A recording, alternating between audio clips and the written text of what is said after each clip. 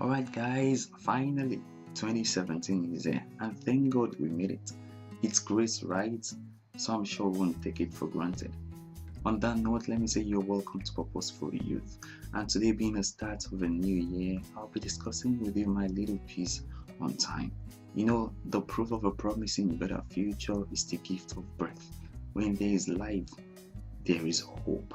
Thus, I can assure you that 2017 promises to be awesome. It promises to be glorious, but not the word promise though, because often, always, except for miracles, you always have to put in an effort, no matter how small it's gonna be. And remember that a well-tailored effort comes with proper planning. So let me ask you, did you plan for 2017, or are you still planning for 2017, or are you planning to plan for 2017?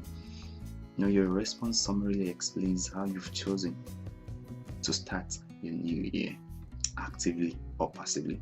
And remember that your experience doesn't change until your approach changes. My dad would often remind us to live and prepare as if we will die tomorrow, or plan as if we will never die.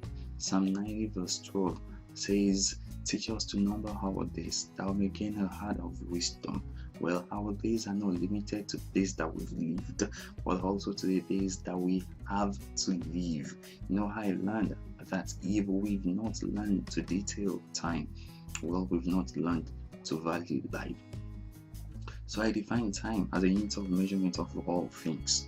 Nothing we do is independent of time. Well, time measures our activities and our inactivities. It measures what we do and what we don't do.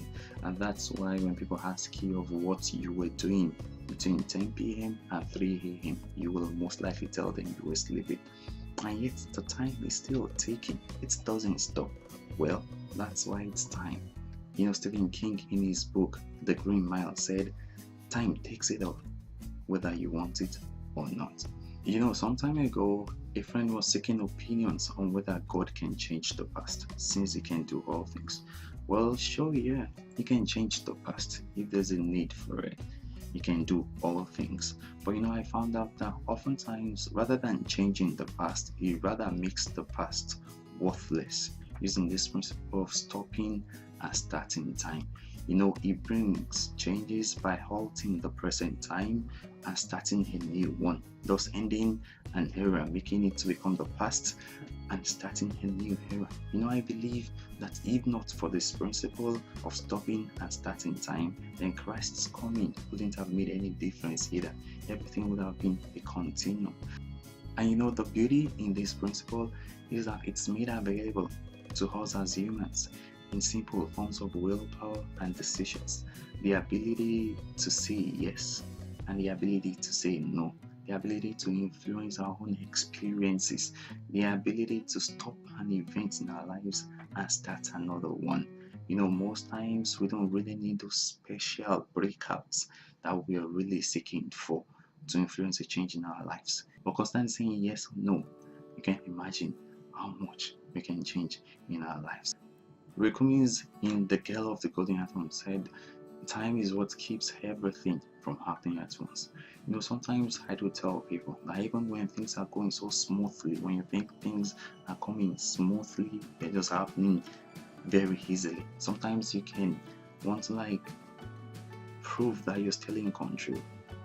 So let me share with you 5 things that time helps to achieve with this principle.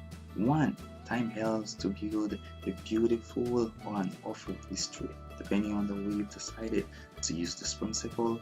2. Time helps to start and stop eras. 3.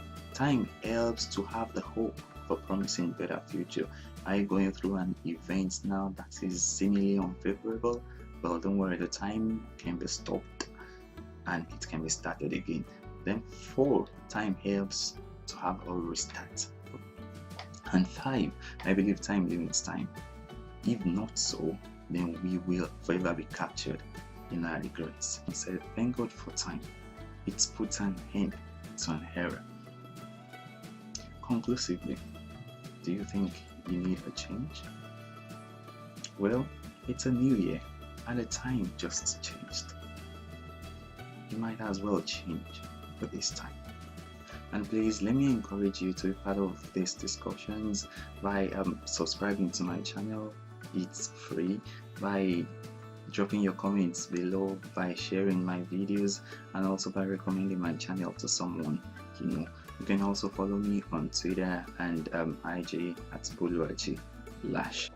I'm Buluaji Lashende, and I just want to influence a better world. Have a grace-filled 2017. Thanks.